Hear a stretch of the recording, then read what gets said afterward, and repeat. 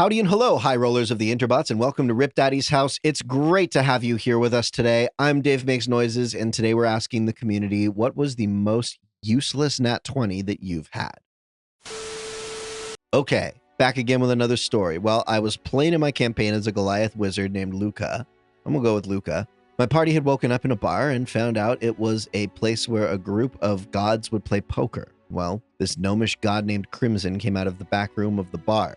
The DM told everyone willing to make a perception check. I got a nat 20 plus 2, the highest of the group. The DM described how the gnome was naked. He was so well endowed that his weapon dragged across the ground. It was so bad that he was banned from all brothels within a 10-mile radius due to accidental manslaughter. After getting a single gold from the bartender, the DM described how it made an audible thwack when he jumped off the bar stool and he went back to playing poker with his friends. That was single-handedly the second most scarring thing Luca has ever seen. Rolled a nat 20 to intimidate a door once. It didn't do anything, but I bet it was because of how scared it was. It was a 1 HP goblin and it decided to run away. I have some feats that just say no to that. 20 seconds and 80 damage later, and that nat 20 destroyed that poor goblin. Roll for tree chopping. The tree was decimated so well that it chopped itself into little bundles of wood. Legend of Zelda style. A friend of mine started laughing/crying when he rolled a nat 20 for buying/drinking daiquiris. Twice. Joking around and trying to just be funny, he asked if a merchant had any daiquiris. The DM asked him to roll. Nat 20. DM sighed and said that the merchant gave the PC a strawberry daiquiri. DM told him to roll again, see if he likes it. Nat 20 again. Q player's laughter/crying at the most useless nat 20s he had ever seen in his life. My character now calls him Daiquiri. One of my players, a dragonborn barbarian, had just received a homebrew top hat that gave the PC a +5 to performance. The PC was sleeping in the back of a wagon, snoring, while the other PCs were role-playing and driving the wagon. I asked the player to roll a performance check for the snoring. Nat 20 plus 6. The horses are driven forth with great purpose as the hooves synchronize to the regular beat of a well-fed dragonborn's snoring. The flowers seem to turn and follow the source of this beautiful music as wagon passes by. In a sci-fi campaign where our DM had a mechanic that allowed you to get a +1 to a very specific skill if you got a nat 20 on that roll, our group encountered an anomalous chair that was glitching all over the place in an open field. One player wanted to sit on it. Our DM had them roll for it, warning them it had to be really high to work since it was glitching all over the place very quickly. They rolled, and that's how they got a +1 to sitting on chairs. Not me, but a friend who played with me has a talent to roll useless nat 20s. He rolled a nat 20 on being masculine while kicking a fence. DM decided that the other characters get 1d4 of inspiration from his masculinity. In another campaign, he rolled a nat 20 on searching for a piano in a room without a piano. A piano appeared out of nowhere. That's how his character got the title, Finder of Pianos. My brother and I were playing online, and I rolled the online bot to see what I got. Nat 1. So I grabbed my physical d20 and rolled that. Nat 20. So it was a nat 20 that did nothing. I ran a sci-fi game using Starfinder. The game was inspired by games, largely Borderlands and second or third hand knowledge about Mass Effect, with some weird movies like Repo Man sprinkled in. The party had encountered a group of violent scavengers that they just about wiped the floor with, so we had a good laugh and made the whole thing pretty cinematic. The fight was in an asteroid belt, and the useless critical occurred at the end when there was only one scavenger still alive. The tide of combat had turned from the ambush so quickly that I had one of the NPCs that hadn't been able to do anything panic and flee. I rolled a natural 20 for the scavenger to jerry-rig a corpse into a vehicle using the armor's jump jets. His takeoff was noticed, and the party simply used their shuttle to fly after him. I then rolled another natural 20 for the NPC's piloting to see how well he could outfly a shuttle. So I simply ended the combat by narrating him dodging the party with amazing grace until the jump jets ran out of fuel a minute later and they were able to scoop him up for interrogation.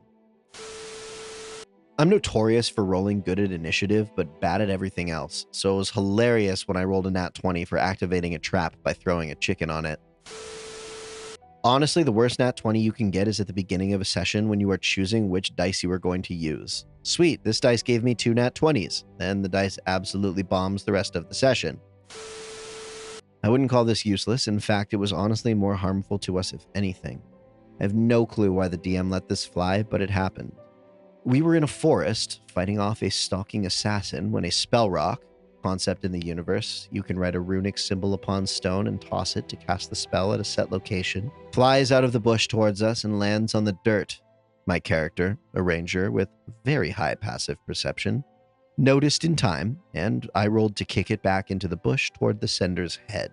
So I got a nat 20 and got the best kick onto that damn rock that I could, and I nailed the shrouded mage in the skull, knocking him out. Turns out that rock was a protection spell, and the dude was trying to help us. We almost died by the assassin, due to him being intentionally overleveled for us, and we were only saved because the DM was nice enough to make a guard patrol come across the combat. I wasn't the most popular ranger in the party after that incident, to say the least. I rolled a nat 20 on a perception check in a room of just dead children. It was horrific, and it was the day I learned nat 20s aren't always rewarded. Frowny face. Getting a nat 20 on a dex save on a scripted encounter where goblins would throw javelins at us and would 100% miss just to scare us and stop us from entering the deepest parts of the jungle. I rolled a nat 20 to spot that no one was on the top of a wall. Being the party tank, I went up first. Of course, there were guards. They just weren't in plain sight where they could get shot at or firebolted by anyone more stealthy than themselves. I think I got a 19 or 20 to climb the bloody rope, but disadvantage on stealth, luck running low, and rolling a total of 0 on initiative, I managed to get crit and downed before my teammates could join me. Rolled a nat 20 to seduce a statue. Turned out the statue was alive, but it was magically enchanted to attack us. Because my character has a mind-reading ability, I could feel that the statue felt flustered and then very sad. I didn't understand why it was sad until it began chasing us through the hallways. Pathfinder Society, 1st edition. I was playing a half-elf druid and had recently broken into a house by spider climbing down the chimney and was scouting around. Still on the ceiling because the spell was still active, so why not? I run into either a servant or a squatter. Can I intimidate him? It must be freaky just seeing a random half-elf walking on the ceiling. Nat 20. The guy freaks the fuck out and practically breaks down the front door trying to get out, which meant the rest of the party could just walk right in. Rolled a nat 20 on a death save while dead and petrified by a beholder. Was hit with a death ray about 20 seconds later. Damn, that is useless. I have to pay respects in the comments.